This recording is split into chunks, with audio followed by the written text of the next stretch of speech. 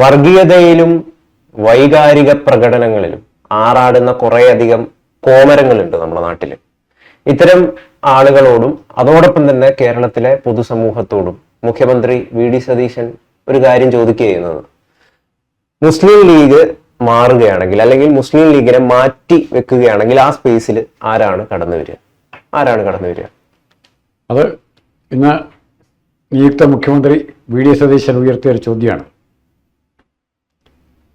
ഒന്നാമത്തെ ചോദ്യം, അതിനുള്ള മറുപടി, അങ്ങനെ ആരെങ്കിലും കടന്നു വരാനുള്ള മാർഗത്തെ തടയുന്ന നിലപാട് തന്നെയാണ് സതീശൻ സ്വീകരിക്കുന്നത്.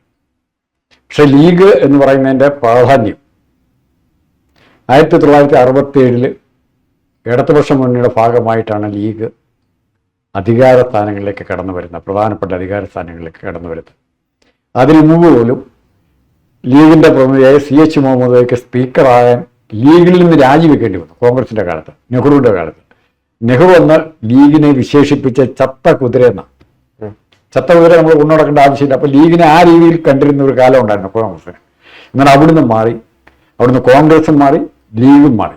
ലീഗിലെ തീവ്രവാദികളെ പിടിമുറുക്കിയപ്പോൾ ഈ വശത്ത് ബാലൻസിങ് പോയിന്റായിട്ട് വർക്ക് ചെയ്തത് മുസ്ലിം ലീഗാണ്. അതിൻ്റെ ഏറ്റവും പ്രകടമായ തെളിവ്, ലീഗ് കരുത്ത് തെളിയിച്ച കുറേ ദിവസങ്ങൾ എന്ന് പറയുന്നത്, ബാബറി മസ്ജിദ് തകർത്തപ്പം ഇന്ത്യ കത്തും, കേരളം കത്തുമെന്ന് നമ്മൾ പ്രതീക്ഷിച്ചു.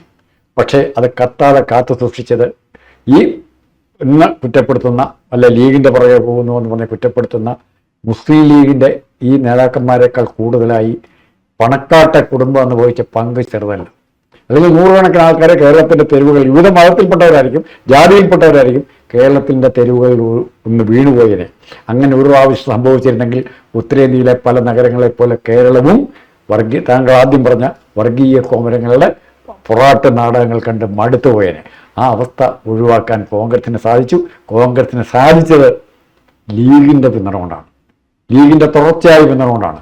കോൺഗ്രസിൽ എന്തെല്ലാം ആഭ്യന്തര പ്രശ്നങ്ങൾ ഉണ്ടാകുമ്പോഴും പാറ പോലെ ഉറച്ചു നിന്ന് കോൺഗ്രസിന് ആവശ്യമായ സംവിധാനങ്ങളും വിഭവങ്ങളും ഒരുക്കി കൊടുത്തിരുന്ന ലീഗാണ്. ആ ലീഗിൻ്റെ കഴിവ് ഇന്ന് വരെ പണക്കാട് തങ്ങളിൽ നിന്നും വിദ്യാഭ്യാസത്തിൻ്റെ ഒരു പ്രസ്ഥാനം വന്നിട്ടുണ്ടോ?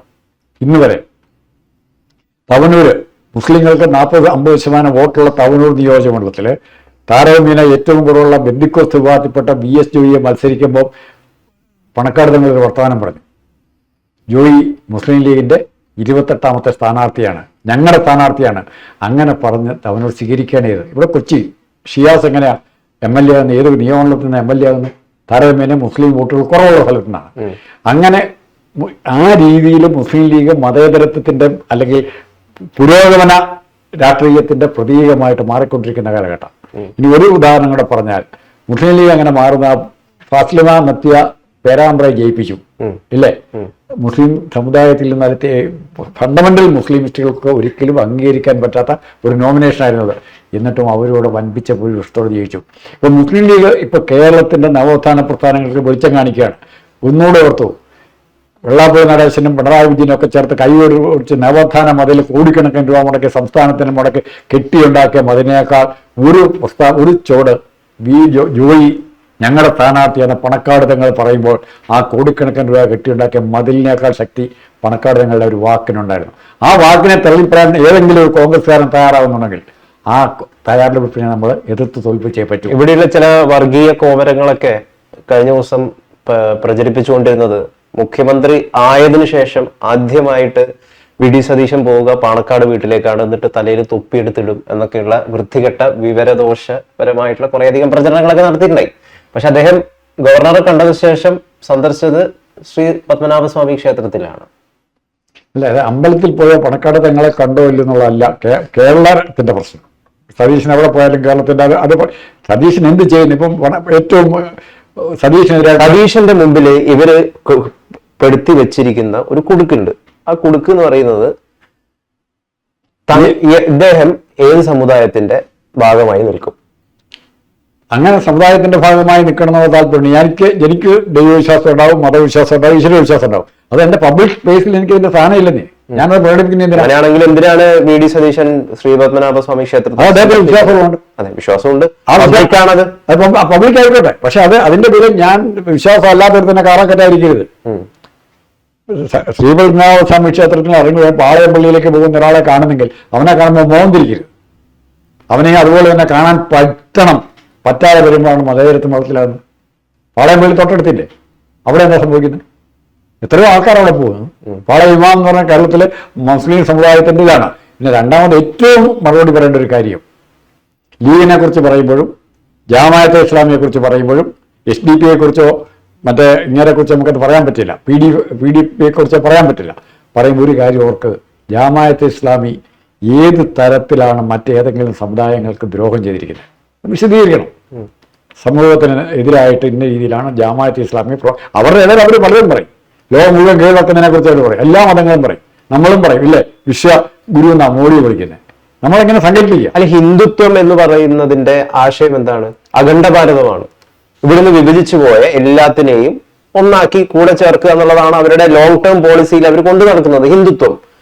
അതാണ് അവർ ഇസ്ലാം ആഗ്രഹിക്കുന്നത്. അള്ളാഹുവിന്റെ നാടാക്കി ലോകം മുഴുവൻ മാറ്റുക എന്നുള്ള അവരും ആഗ്രഹിക്കുന്നത്. അത് ആഗ്രഹിച്ചോട്ടെ, അതിനുവേണ്ടി അവർ ശ്രമിച്ചോട്ടെ. പക്ഷെ ആയുധമെടുത്തുള്ള ശ്രമമാകരുത്. പ്രചരണം, പ്രൊപ്പഗാൻഡ, അവരുടെ പ്രത്യയശാസ്ത്രം, അവരുടെ മതപരമായ വിശ്വാസങ്ങൾ ഇത് പഠിപ്പിക്കാനും മനസ്സിലാക്കാനുള്ള സ്വാതന്ത്ര്യം കൊടുത്തില്ലെങ്കിലും കുഴപ്പമില്ല. അതിനുള്ള സ്വാതന്ത്ര്യമുള്ള ഒരു സൊസൈറ്റിയാണ് നമ്മൾ ഉദ്ദേശിക്കുന്നത്. സൊസൈറ്റിയുടെ സ്വാതന്ത്ര്യം ഉപയോഗിക്കാതിരിക്കുക. അത് കാലുഷ്യം പറഞ്ഞ് പരസ്പരം കൊല്ലാനും തല്ലാനുമാണ്. എൻ്റെ പള്ളി ഇവിടെ ഇരിക്കുന്നു, അതിൻ്റെ മുമ്പിൽ കൂടെ ക്ഷേത്രത്തിലേക്കുള്ള ജാഥ പാടില്ല, അല്ലെങ്കിൽ അമ്പലം ശിവക്ഷേത്രമാണിത്, ഇതിൻ്റെ മുമ്പിൽ കൂടെ മുസ്ലിങ്ങളുടെ ജാഥ പാടില്ല എന്ന് പറയുമ്പം അവിടെ കടന്നു വരുന്ന കാലുഷ്യം, എല്ലാ മതങ്ങളും പറയുന്ന സ്നേഹമല്ല കടന്നു വരുന്ന കാലുഷ്യ കടന്നു വരുന്നത്. ആ കാലുഷ്യത്തിൻ്റെ പ്രതിനിധിയാകാൻ ഇല്ല എന്നാണ് സതീശൻ പറയുന്നത്.